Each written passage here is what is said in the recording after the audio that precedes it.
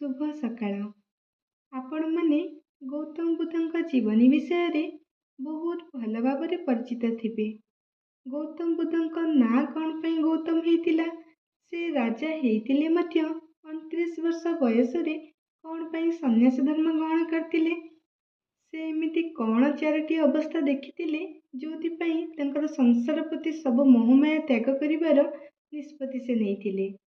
ଆସନ୍ତୁ ବୁଲି ଦେଖିବା ଧଉଳି ଶାନ୍ତି ସ୍ତୂପ।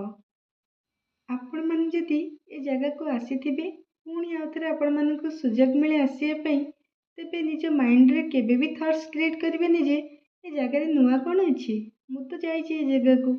ଏମିତି ଥଟ୍ସ କ୍ରିଏଟ୍ କଲେ ଆପଣମାନଙ୍କୁ କେବେ ବି ହାପି ଫିଲ୍ ହେବନି। ଯେକୌଣସି ଜାଗାକୁ ଆପଣମାନେ ଗଲେ ମଧ୍ୟ ଯଦି ସୁଯୋଗ ମିଳୁଛି ଆଉଥରେ ଯିବା ପାଇଁ, ସେ ସ୍ଥାନକୁ ଦେଖିକି ଆପଣମାନେ ଏଇ ଥଟ୍ସ ନିଜ ମାଇଣ୍ଡକୁ ଦିଅନ୍ତୁ, ଆରେ ଏଇ ଜାଗାକୁ ତ ମୁଁ ପ୍ରଥମ ଥର ଆସୁଛି। ଦେଖିବେ ନିଶ୍ଚିନ୍ତ ଆପଣମାନଙ୍କୁ ହାପି ଫିଲ୍ ହେବ। ଧଉଳି ଶାନ୍ତି ସ୍ତୂପଟି ବହୁତ ସୁନ୍ଦର ପର୍ଯ୍ୟଟନସ୍ଥଳୀ ହେଇଥିବାରୁ ବହୁତ ପର୍ଯ୍ୟଟକମାନେ ଆସିଥିଲେ, ଆଉ ସ୍କୁଲ ଛୁଆମାନେ ପିକନିକରେ ଆସିଥିଲେ। ଆସନ୍ତୁ ବୁଲି ଦେଖିବା ଏହି ସୁନ୍ଦର ଧବଳେଶ୍ୱର ଶିବ ମନ୍ଦିରଟିକୁ। ମନ୍ଦିରର ବାହାର ପଟରେ ମାଙ୍କର ବହୁତ ସୁନ୍ଦର ମୂର୍ତ୍ତି ଥିଲା। ଏତେ ସୁନ୍ଦର ସଜାବଟ ହେଇଥିଲା, ଆପଣମାନେ ଦେଖନ୍ତୁ କେତେ ବଢ଼ିଆ ଦେଖାଯାଉଛି।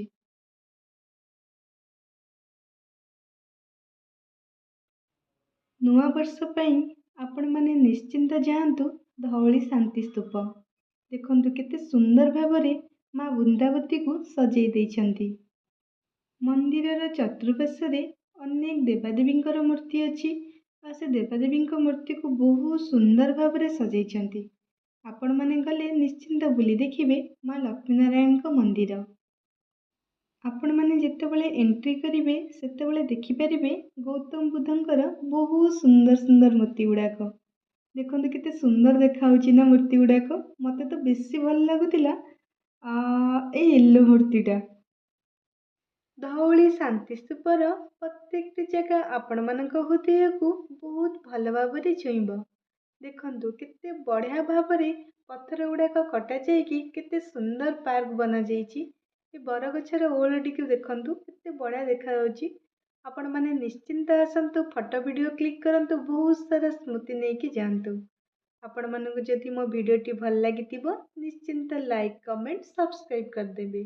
ଆପଣମାନେ ଭିଡ଼ିଓଟିକୁ ଏଣ୍ଡ ପର୍ଯ୍ୟନ୍ତ ଦେଖିଥିବାରୁ ଆପଣମାନଙ୍କୁ ହୃଦୟରୁ ଧନ୍ୟବାଦ।